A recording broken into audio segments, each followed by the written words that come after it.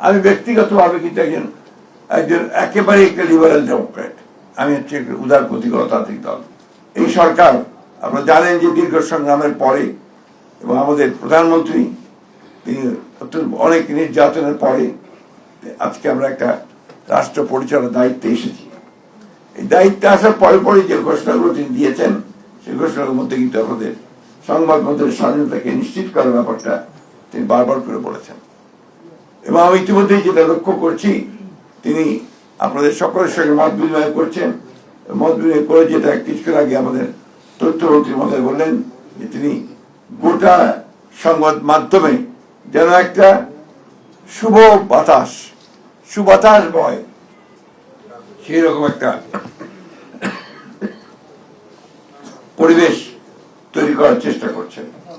দুর্ভাগ্য আছে আমাদের যে বাংলাদেশে আমরা সবসময় কিন্তু সহজেই সবকিছু সোজা পথে পাই না।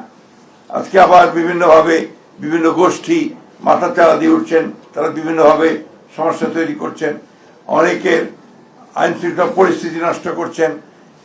আপনার স্বাভাবিকভাবে যে সমস্ত যে কথা কিছুক্ষণ আগে বলা হলো যে আপনার সোশ্যাল মিডিয়াতে যে সমস্ত আপনার প্রচারণা হচ্ছে, যে সমস্ত অপপ্রচার হচ্ছে, এই সব কিছু মিলিয়ে কিন্তু সমাজকে আবার ভিন্ন পথে পরিচিত করবার একটা উদ্যোগ আছে, একটা কনসাস এফোর্ট আছে।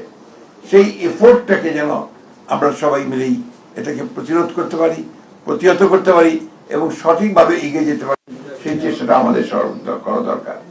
আমি এর আগেও বলেছি যে আমি ব্যক্তিগতভাবে কিন্তু একজন একেবারে একটা লিবারেল ডেমোক্র্যাট। আমি হচ্ছে উদারপন্থী গণতান্ত্রিক দল। আমি এখানে আপনার কোনো ধর্ম, বর্ণ বা অন্য কোনো কিছুর ভিত্তিতে এখানে বিভাজনের পক্ষে নই। আমি সকলকে সমান অধিকার দেওয়ার পক্ষপাতী একজন মানুষ। এই জন্যই আমি সবসময় বলে থাকি যে বিএনপিকে আপনারা যদি কেউ মনে করেন যে বিএনপি একটা বিপ্লবী দল, সেই বিপ্লবী দল কিন্তু বিএনপি নয়। বিএনপি একটা লিবারেল ডেমোক্রেটিক পার্টি, সমন্বয়বাদী দল। এটাকে আপনার সবসময় মনে রাখতে হবে আমাদেরকে। এই জন্যই আমরা মনে করি যে বিএনপি হচ্ছে সবচেয়ে নিরাপদ একটা রাজনৈতিক দল, যে দলের মধ্যে সাংবাদিক বলুন অন্যান্য পেশাজীবীরা আছেন তারা কিন্তু সবসময় নিরাপদ থাকতে পারেন। কারণ বিএনপি অন্যের মত সহ্য করবার একটি রাজনৈতিক দল এবং সেইটাই আমরা বরাবর করে এসেছি। আমি নিশ্চয়ই আমার সঙ্গে আপনারা সবাই একমত হবেন, বিএনপি যখনই সরকারে এসছে সাংবাদিক দলন বা নির্যাতন কিন্তু সবচেয়ে কম হয়েছে। আপনি এটা খুব বেশি খুঁজে পাবেন না এবং কারণ বিএনপিতে বিশ্বাস করে। আমি সেই কারণে আজকে বলি যে 16ই জুন আমাদের মনে রাখতে হয়েছে যে আওয়ামী লীগের সেই দুঃশাসন যে আপনার 72 সাল থেকে 75 সাল পর্যন্ত, এটার উপরে বোধহয় আমাদের প্রফেসর সাইদুর রহমান সাহেবের একটা বই আছে, আওয়ামী দুঃশাসনের 3 বছর না 5 বছর। কিন্তু এখন এই 15 বছর আওয়ামী যে ভয়াবহ দুঃশাসন গেল, এর মধ্যে বহু রাখা বেরিয়েছে, আমাদের মারুফ কামাল থেকে শুরু করে অনেকে রাখা বেরিয়েছেন।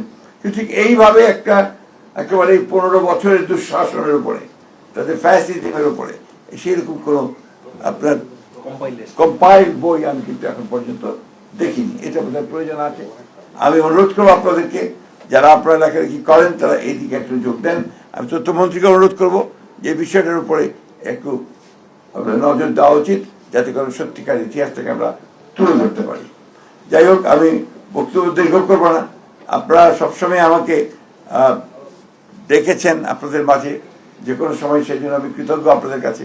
তো একটা কথা আপনাদেরকে আমি আজকে বলে যেতে চাই যে আপনাদের অধিকার রক্ষার্থে আমি কিন্তু আপনাদের সঙ্গে ছিলাম, আছি,